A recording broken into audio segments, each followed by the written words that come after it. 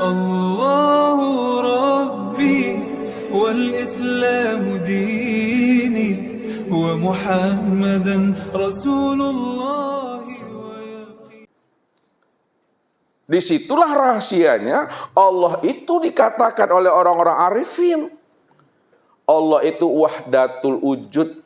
Dialah wujud yang esa, dialah wujud yang tunggal, dialah wujud satu-satunya, tidak ada wujud yang lain selain daripada dirinya. Kalaupun ada yang mengatakan Allah itu hulul ittihad, apa yang mereka sampaikan sebenarnya untuk memberikan pemahaman hanya Allah saja yang ada semata-mata secara mutlak, selain dirinya tidak pernah ada. Maka orang yang telah mampu memahami akan kemurnian, akan keesaan wujud diri Allah, bahwa Allah yang wujud dan Allah yang ada, maka disitulah letaknya fitrah itu yang sesungguhnya. Jadi orang yang fitrah adalah orang yang mengenal sejati dirinya, bahwa sejati dirinya itu adalah Allah. Allah itu yang sebenar-benarnya diri yang fitrah itu, Bapak Ibu. Kenapa dikatakan Allah diri yang fitrah? Karena tidak ada diri yang lain selain daripada dirinya itu. Siapa yang mengatakan ada diri yang lain selain diri Allah, berarti telah ada dua Tuhan di dalam pikiran dan hatinya. Sedangkan Allah mengatakan Qul huwallahu ahad. Qul huwallahu ahad.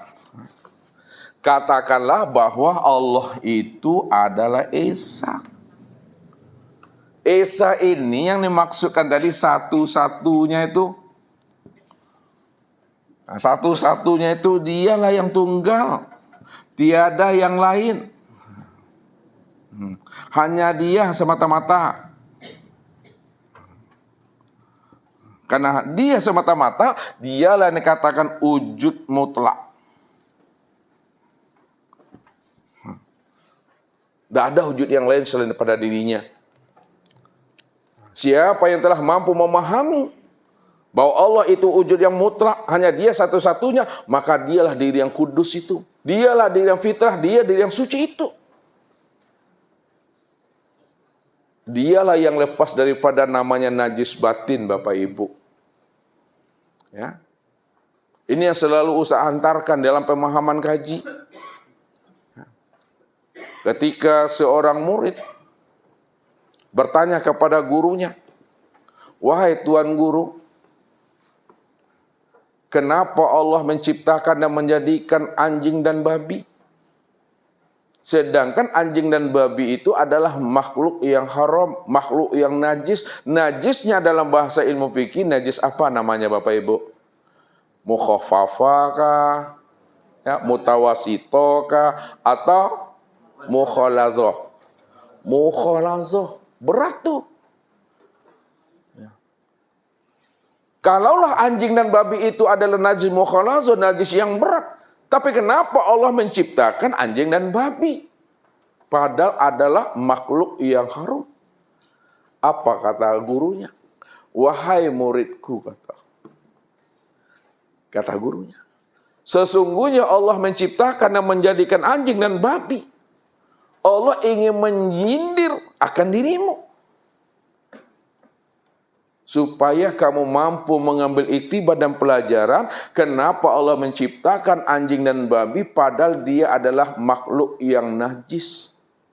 Ingat wahai muridku, kata gurunya, walaupun anjing dan babi adalah makhluk yang haram dan najis, sekiranya pakaianmu kena najis, sekiranya tubuhmu dijilat oleh anjing itu, najis mukhalazoh, masih bisa dibersihkan, masih bisa disucikan dengan air, dicuci dengan 7 kali, dicampur salah satunya dengan tanah. Maksudnya Bapak Ibu, kalaulah celana kita, pakaian kita dijilat oleh anjing, walaupun najis berat, maka baju dan celana kita itu masih bisa dicuci dan dibersihkan dengan air 7 kali, salah satunya dicampur dengan tanah. Tapi ingat wahai muridku, Apabila hatimu itu terkena najis batin, disebabkan hatimu tak mengenal akan Allah, hatimu buta mengenal Allah, lalu kamu ujub, takbur, riya, maka najis yang ada dalam hatimu disebabkan kamu tidak mengenal Allah, lalu kamu ujub, takbur, maka najis yang ada dalam hatimu itu tidak pernah dibersihkan dan disucikan walaupun 7 lautan dan 7 samudra. Rupanya manusia yang tidak mengenal akan Tuhannya, dirinya lebih najis daripada najis mukhalazo itu yang sebenar-benarnya. Ini yang mesti kita khawatirkan. Jangan sampai diri kita ini terkena najisnya mukhalazo. Baju kita saja Bapak Ibu terkena najis lalu sholat juga kita Bapak Ibu. Sana sholatnya itu? Tidak. Ini masalah pakaian baru. Baju kita ini, celana kita ini, mukena kita dijilat oleh seekor anjing. Sholat juga kita enggak sah, sholatnya batal karena najis. Sekarang bukan masalah baju Bapak Ibu, masalah batang tubuh, masalah diri kita yang disebut insan itu. Kalaulah diri kita tidak mengenal Allah, sholat juga kita Bapak Ibu. Padahal orang tidak mengenal Allah, dirinya najis. Ini yang dikatakan Allah. Apa ayatnya tuh Pak Hardi? Mana Pak Hardi? Apa ayatnya tuh Pak Agus? Bahwa orang yang tidak mengenal Allah, diri itu najis.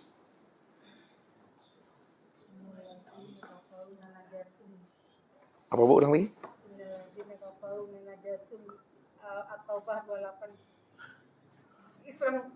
Innamal itu dia, alhamdulillah. Innamal musyrikuna najasun. Innamal musyrikuna najasun.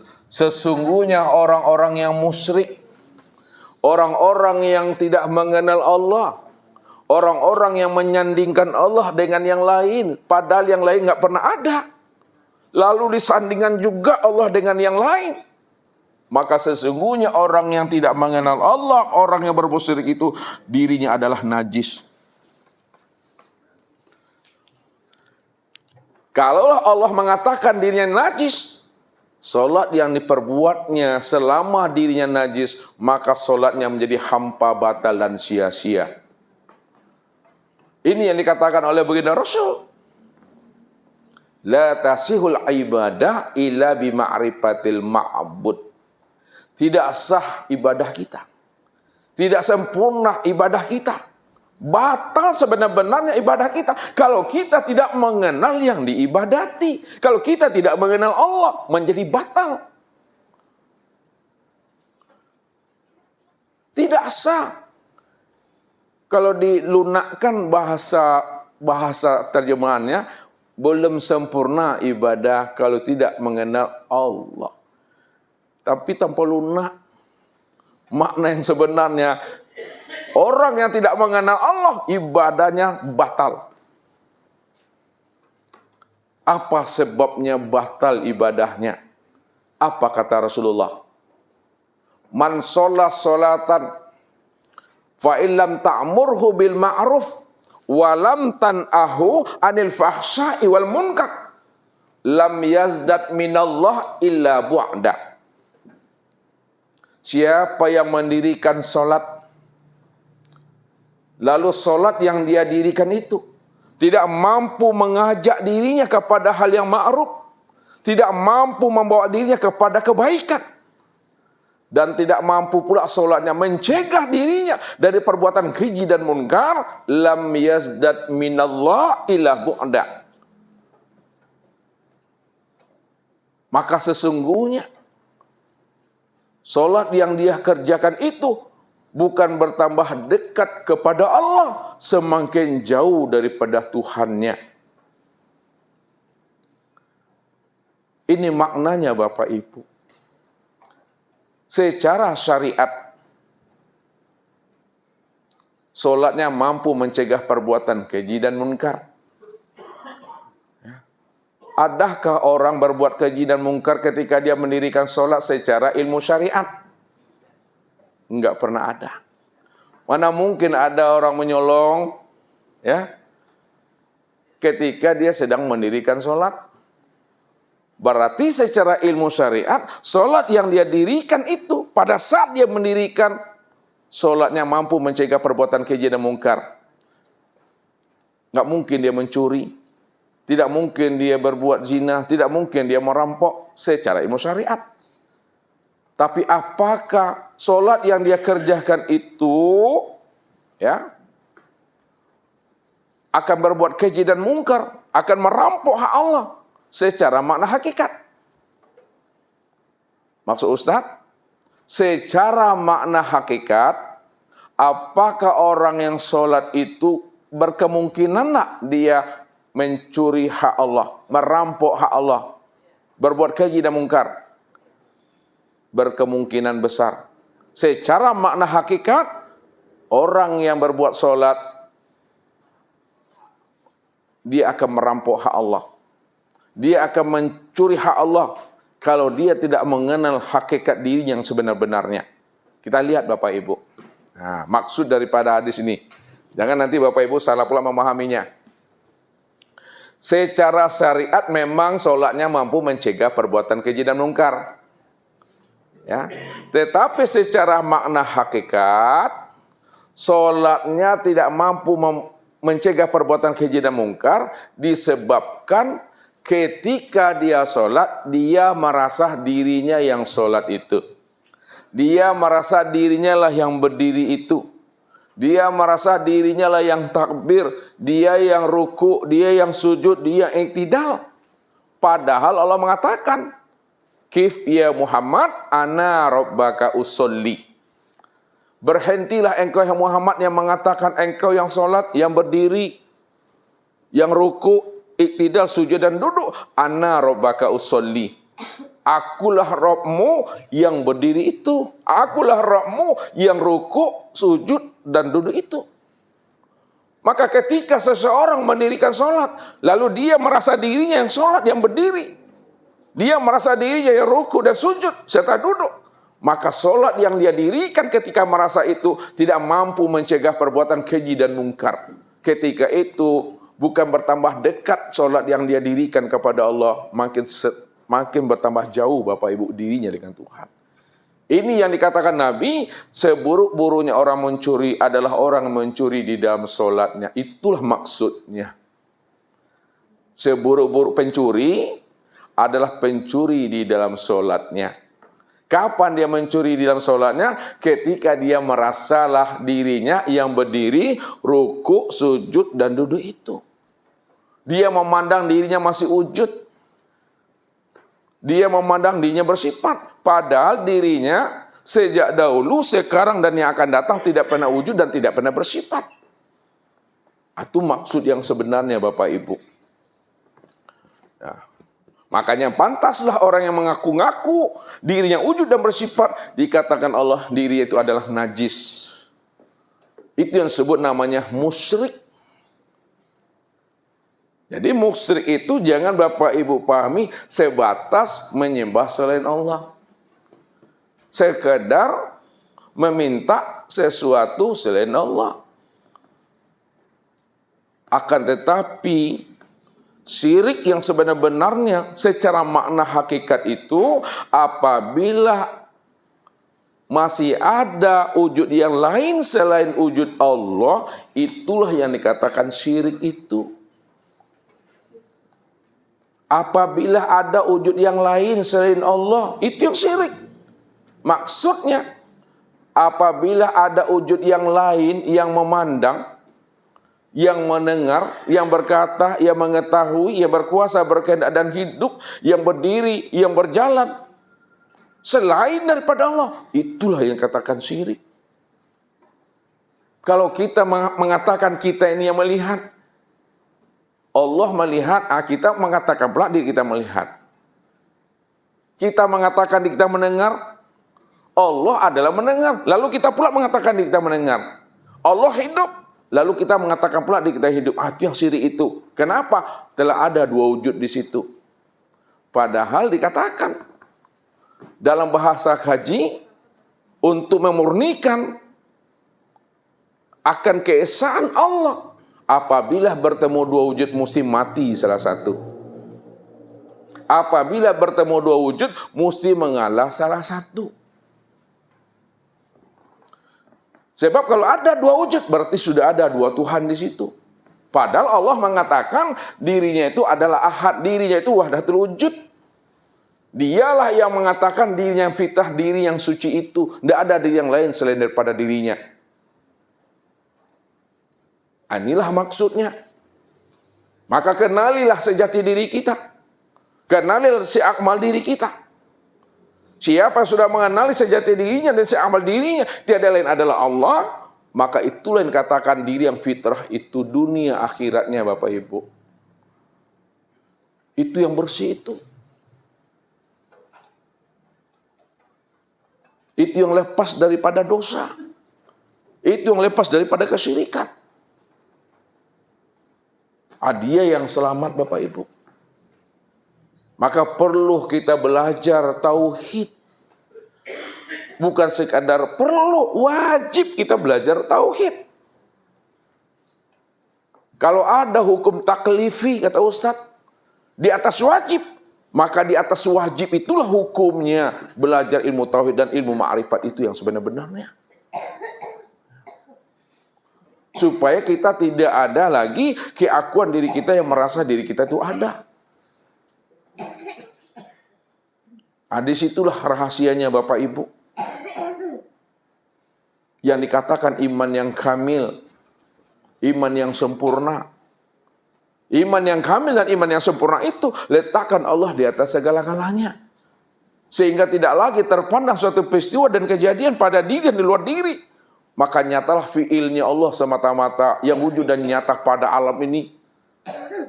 Dan sempurna pada diri kita ini. Apa kata Allah? Kul kullu min indillah. Wallahu khalaqakum wa ma ta'malun.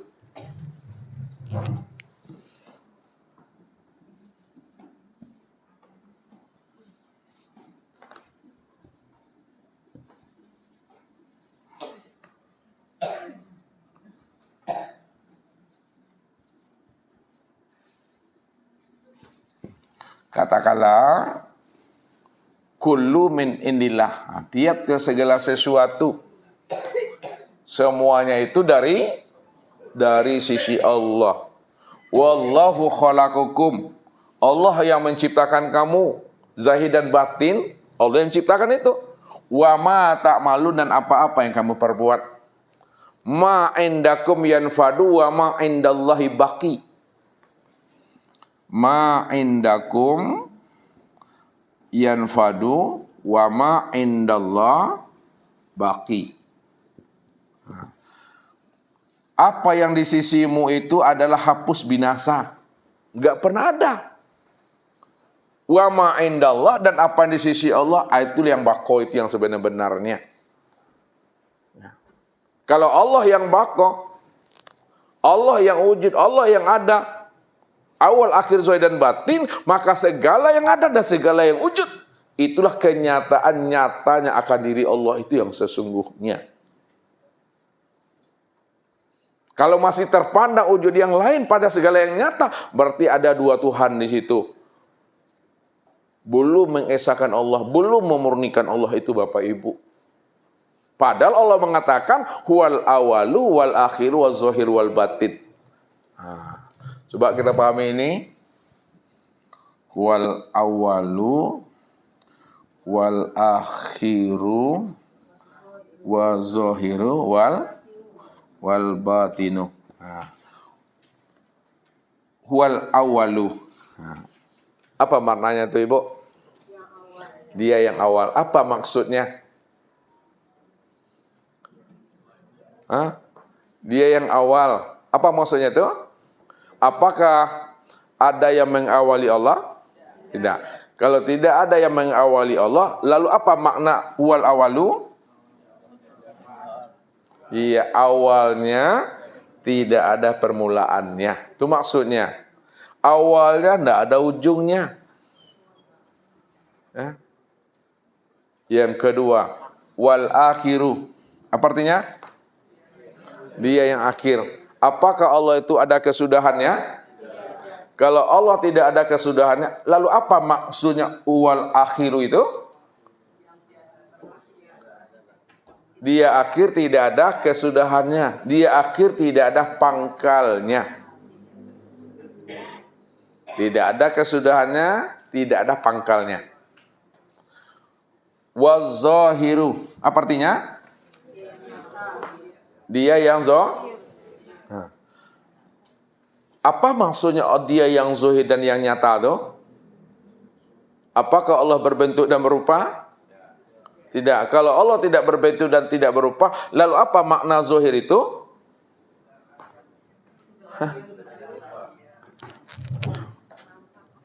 Allah berbentuk dan berupa? Tidak. Kalau tidak berbentuk dan tidak berupa, apa maknanya Allah itu zahir? Halo?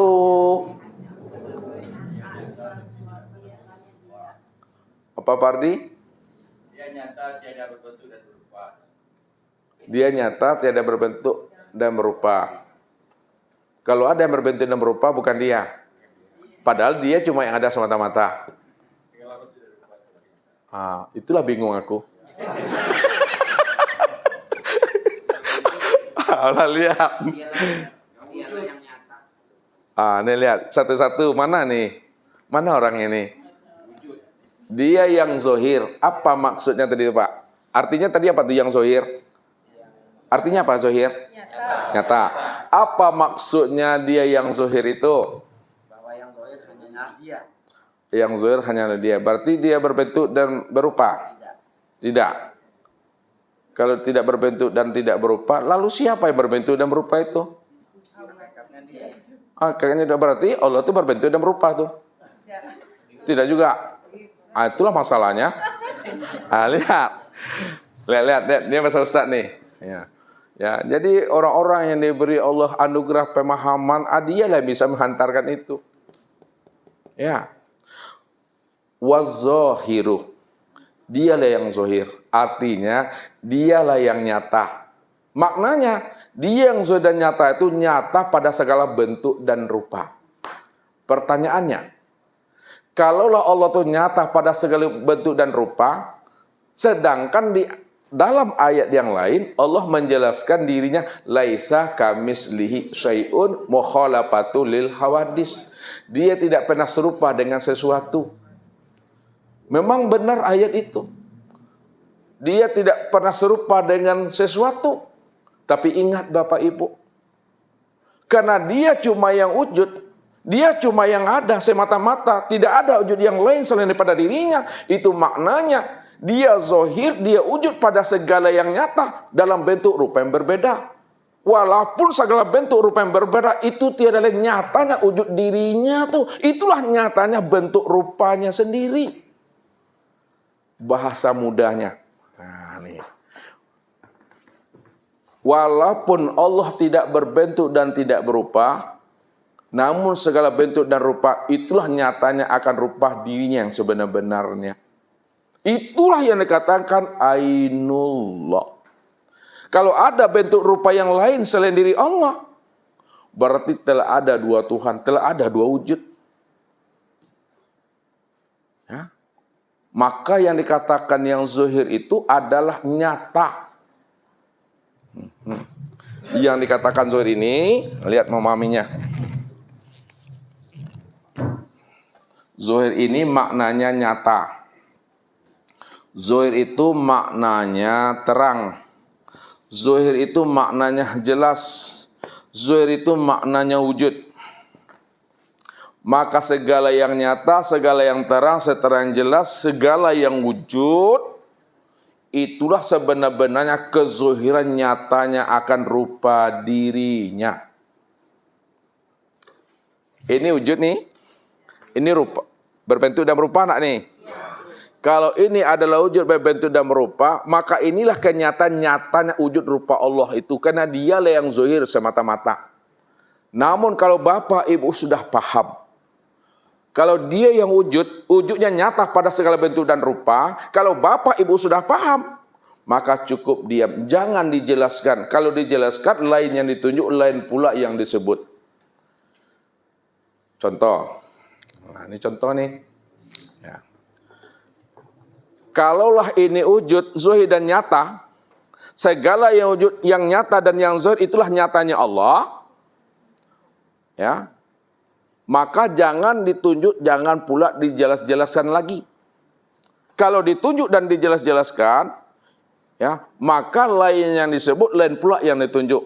Ini nyatanya Allah, ditunjuk. Ini yang nyatanya Allah nih. Bukan. Ini apa nih? Mikrofon nih.